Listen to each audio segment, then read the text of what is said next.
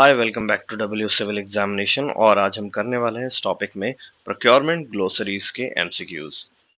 Why it is important? क्योंकि procurement जो है हमारा वो जब भी आता है तो उस पर कुछ हमेशा कुछ डेफिनेशंस कुछ वर्ड्स होते हैं जो कि डिफिकल्ट होते हैं और उन वर्ड्स को डिफरेंट वे में यूज करके उन पर क्वेश्चंस क्रिएट किए जा सकते हैं। तो यहाँ हम उन वर्ड्स की डेफिनेशंस को जानेंगे और उन डेफिनेशंस के थ्रू हम बहुत ही अच्छे क्वेश्चंस भी कर सकते हैं। सो लेट्स बिगिन हियर और देखते हैं कि आखिर कैसे ये प्रोक्योरमेंट को हम कर सकते हैं। तो चलिए देखते हैं पहला question. Question number 1। Dash means an offer to supply goods, services or execution of work made in accordance with the terms and conditions set out in the document inviting such offer। अब ये बोल रहा है कि कौन सा document है। ये चार ऑप्शंस मैंने आपको दिए हुए हैं। इनमें से कौन सी चीज है जो कि एक ऑफर होता है सप्लाई गुड्स के लिए या फिर सर्विस के लिए या एग्जीक्यूशन ऑफ वर्क के लिए। यानी कि जब भी एग्जीक्यूशन वर्क होगा, सप्लाई ऑफ गुड्स होंगी या फिर सर्विस होगी, तो उसके लिए जो ऑफर होगा उसको इनमें से कौन से डॉक्यूमेंट के बारे में बोला जाएगा। तो यहाँ पर ऑप्शन है टेंडर, ऑफर, कोटेशन, प्रपोजल और बिड्स। तो यहाँ पर आप ध्यान रखेंगे कि इसका आंसर जो होगा वो आंसर है बिड, क्योंकि बिड को ही हम बिड में सारे वर्ड इंक्लूड हो सकते हैं, टेंडर, ऑफर, कोटेशन और प्रपोजल। इसलिए बिड ही हमारा करेक्ट आंसर होगा। तो यहाँ पर जो हमारा करेक्ट आंसर निकल के आया वो हमारा आया है। तो यहाँ पर जो हमारा करेक्ट आंसर निकल के आया है वो है बिड। तो बिड को हम मार्क कर लेंगे, यही हमारा राइट आंसर है। तो राइट आंसर इज बिड। चलते हैं नेक्स्ट पर। Next is question number 2। Dash means any eligible person or firm or company including a consortium। यानी कि ये कौन सा इनमें से चारों में से है जिसको हम बोलेंगे कि वो क्या है। कंसोर्टियम हो सकता है। कंसोर्टियम मतलब association of several person, firms या कंपनी हो सकता है। यानी कि एक कोई पर्सन हो सकता है, कोई कंपनी हो सकती है, कोई फर्म हो सकती है या फिर उनका कंसोर्टियम हो सकता है जो कि पार्टिसिपेट कर रहा है प्रोक्योरमेंट प्रोसेस में with the procuring entity. Procurement process तो आपको पता ही है, जब भी कोई चीज खरीदी जाती है या फिर उसकी सर्विस ली जाती है या फिर उसका मेंटेनेंस का वर्क किया जाता है, तो इन सब में या कंसल्टेंसी की जाती है, तो इसको प्रोक्योरमेंट प्रोसेस बोला जाता है। प्रोक्योरमेंट प्रोक्योरिंग एंटिटी कौन है? जो डिपार्टमेंट या ऑर्गेनाइजेशन या कंपनी कोई भी जो चीज इसको खरीद रही है उसको प्रोक्योरिंग एंटिटी बोलते हैं। कंसोर्टियम क्या हो गया? इनका एसोसिएशन हो गया। तो आपको पता होना चाहिए टेंडरर भी बोला जा सकता है, कंसल्टेंट भी बोला जा सकता है, सर्विस प्रोवाइडर भी बोला जा सकता है। रीजन क्या है? अगर कोई सर्विस दे रहा है तो सर्विस प्रोवाइडर बोल रहे हैं, कंसल्टेंसी कर रहा है तो कंसल्टेंट बोलेंगे और टेंडर के लिए अप्लाई कर रहा है तो टेंडर बोलेंगे। लेकिन इन सबको इंक्लूडिंग करके एक साथ हम बिडर बोल सकते हैं। किसी भी चीज के लिए जो एलिजिबल पर्सन या फर्म है उसको हम बिडर बोल सकते हैं। तो क्वेश्चन 2 का आंसर आ गया बिडर। तो यहाँ पर बिडर को आप करेक्ट कर देंगे। Bidder is right answer. चलते हैं next question. Question number 3। Test means a document issued by procuring entity. यानी कि ये एक ऐसे डॉक्यूमेंट के बारे में बात हो रही है जो कि प्रोक्योरिंग एंटिटी दी जाती है, जिसमें अमेंडमेंट होते हैं, अमेंडमेंट लिखे होते हैं और टर्म्स ऑफ कंडीशंस लिखी होती हैं कि कौन कौन से रूल्स लगेंगे जब भी प्रोक्योरमेंट होगा, और इनविटेशन टू द बिड लिखा होता है इसके अंदर।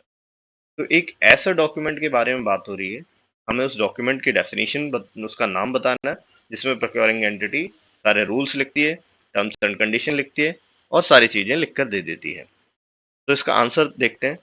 इस डॉक्यूमेंट को हम बिड डॉक्यूमेंट भी बोल सकते हैं, स्टैंडर्ड बिडिंग डॉक्यूमेंट भी बोल सकते हैं या फिर रिक्वेस्ट फॉर प्रपोजल डॉक्यूमेंट भी, आरएफपी भी बोल सकते हैं। तो ये चारों नाम इसके हो सकते हैं, इसलिए हम इसका नाम बोल देंगे ऑल ऑफ द अबव इसका आंसर होना चाहिए, क्योंकि ये सारे के सारे इसके लिए यूज किए जा सकते हैं। Fourth is the right answer. Fourth को टिक मार्क कर देंगे। तो यहाँ से आप इन सब स्लाइड्स को आराम से देखिए, इन सब डेफिनेशंस के बारे में पढ़िए। बाकी आगे आगे हम आपको एक पीडीएफ दे देंगे जिसमें ये सारी डेफिनेशंस इंक्लूडेड होंगी। तो चलते हैं आगे। Question number 4। Dash is a standardise template. यानी कि अब फिर एक डॉक्यूमेंट की बात हो रही है जो कि एक स्टैंडर्डाइज टेम्पलेट है और जो यूज किया जाता है बिडिंग डॉक्यूमेंट्स के लिए after making suitable changes for specific procurement. मान लीजिए कोई प्रोक्योरमेंट आपको करनी है, तो उस प्रोक्योरमेंट को करने के लिए आपने एक बिडिंग का डॉक्यूमेंट बनाया है लेकिन उस डॉक्यूमेंट को हमने दे दिया बिडिंग के लिए, उससे पहले हमारे पास एक डॉक्यूमेंट था जो कि एक टेम्पलेट की तरह यूज होता है बिडिंग डॉक्यूमेंट बनाने के लिए। उस डॉक्यूमेंट को हम क्या बोलते हैं? तो देखेंगे, सबसे पहली बात है बिडिंग। अभी लास्ट क्वेश्चन में हमने देखा बिडिंग डॉक्यूमेंट को ही हम आरएफपी बोलते हैं, रिक्वेस्ट फॉर प्रपोजल। कॉन्ट्रैक्ट तो दूसरी चीज है, ये तो बाद में होगा, बिडिंग विडिंग के बाद की बात है। एग्रीमेंट ये दूसरी चीज है, तो ये भी नहीं हो सकता। तो आरएफपी तो खुद ही बिडिंग डॉक्यूमेंट है, तो इसलिए इसका तो कोई यूज है, ये आंसर नहीं हो सकता। पहला तो गलत हो गया। कॉन्ट्रैक्ट तो बाद में मिलेगा, बिडिंग के बाद की बात है। एग्रीमेंट भी बाद की बात है। तो यानी कि अब जो आंसर बचा वो है स्टैंडर्ड मॉडल बिडिंग डॉक्यूमेंट। तो आपको पता होना चाहिए कि स्टैंडर्ड मॉडल बिडिंग डॉक्यूमेंट होता है, उस डॉक्यूमेंट को हम क्या करते हैं, रिवाइज करते जाते हैं रिक्वायरमेंट्स के अकॉर्डिंग, और उसमें सुटेबल चेंजेस करके प्रोक्योरमेंट के लिए हम उसको एक बिडिंग डॉक्यूमेंट में कन्वर्ट कर देते हैं। तो answer 4 is the your real answer. अब चलते हैं question number 5। Dash means a document issued by procuring entity including any amendment thereafter that sets out the term condition for registration proceedings and include the invitation to register। अब यहाँ देखिए, अब हम एक ऐसे डॉक्यूमेंट की बात कर रहे हैं जो कि प्रोक्योरिंग एंटिटी देगी, जिसके अंदर भी अमेंडमेंट इंक्लूडेड होंगे, क्योंकि जब भी डॉक्यूमेंट दिए जाते हैं तो उनमें अमेंडमेंट्स लिखे होते हैं। साथ ही में इसमें भी टर्म्स एंड कंडीशंस लिखी हुई है, लेकिन ये किस चीज की है? रजिस्ट्रेशन प्रोसीडिंग्स की है। ठीक है, और इंक्लूड करते हैं इनविटेशन टू रजिस्टर। तो ऐसे डॉक्यूमेंट को हम क्या बोलते हैं? तो क्या ये डॉक्यूमेंट, पहले चलते हैं, एग्रीमेंट हो सकता है? नहीं। क्या ये कॉन्ट्रैक्ट हो सकता है? नहीं, क्योंकि अभी तो क्या हो रहा है, रजिस्ट्रेशन की बात हो रही है। क्या ये ऑल ऑफ द अबव हो सकता है? ये तो वैसे ही गलत हो गया, तो 3 गलत हो गए। आंसर है 1 के चांसेस है। और वैसे भी पता है कि एक बिडर को रजिस्टर करने के लिए उसका बिडर रजिस्ट्रेशन डॉक्यूमेंट दिया जाएगा। तो answer 1 is your correct answer. चलते हैं क्वेश्चन नंबर 6 के पास। फिर यहाँ पर पूछा गया कि एक स्टैंडर्ड मॉडल बिडिंग डॉक्यूमेंट लिया गया, उसको स्टैंडर्डाइज टेम्पलेट की तरह यूज किया गया for preparing dash after making suitable changes. अब वही जो लास्ट क्वेश्चन था उसी को करा जा रहा है। तो उस क्वेश्चन में हमने क्या देखा था कि स्टैंडर्ड मॉडल बिडिंग डॉक्यूमेंट लेते हैं, उसको एज ए टेम्पलेट यूज करते हैं और उसमें सुटेबल चेंज करते हैं, तो हमारे पास क्या बन जाता है? वो बनता है बिडिंग डॉक्यूमेंट। लेकिन यहाँ ऑप्शन में बिडिंग डॉक्यूमेंट तो है ही नहीं, तो ना तो ये रजिस्ट्रेशन सर्टिफिकेट हो सकता है, ना एग्रीमेंट हो सकता है, ना ही कॉन्ट्रैक्ट हो सकता है। तो अब 3 ऑप्शन तो वैसे ही एलिमिनेट कर दिए हमने। चौथा ऑप्शन बचा, और वो जो ऑप्शन नंबर थर्ड है, वो थर्ड क्या लिखा हुआ है? Request for proposal. और रिक्वेस्ट ऑफ प्रपोजल को ही हम बिडिंग डॉक्यूमेंट भी बोल सकते हैं। ठीक है, तो ये वाला डॉक्यूमेंट होगा तो हम इसको करेक्ट ले सकते हैं। तो इसके डिफरेंट बिड और बिडिंग डॉक्यूमेंट्स के डिफरेंट नाम दिए जा सकते हैं, आपको उन नामों को याद रखना है। ठीक है, अब चलते हैं नेक्स्ट क्वेश्चन पे। नेक्स्ट क्वेश्चन है, अब हम ऐसी चीज की बात कर रहे हैं जिसके अंदर security from a bidder securing obligation resulting from a prospective contract.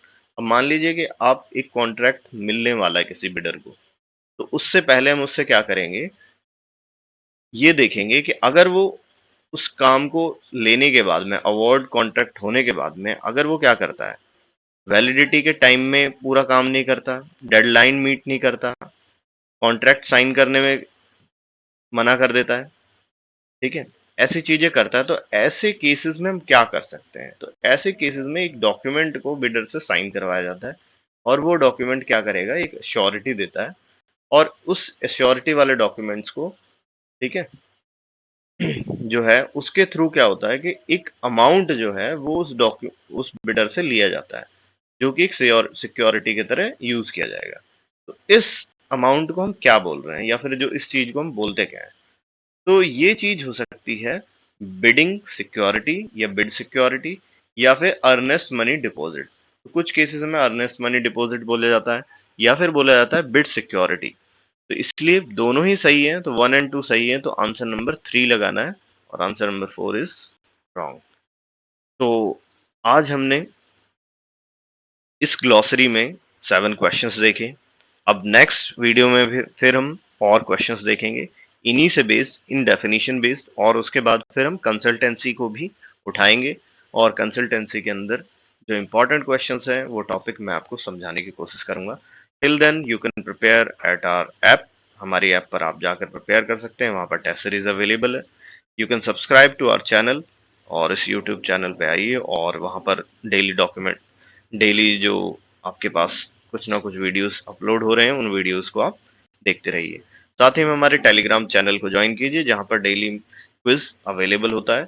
उस क्विज को अटेम्प्ट कीजिए, वहाँ पर मल्टीपल ऑफ क्वेश्चंस को हम वहाँ पर जो टेस्ट सीरीज में आए हुए हैं उन क्वेश्चंस को हम डाल रहे हैं। Till then, bye bye, see you in the next video.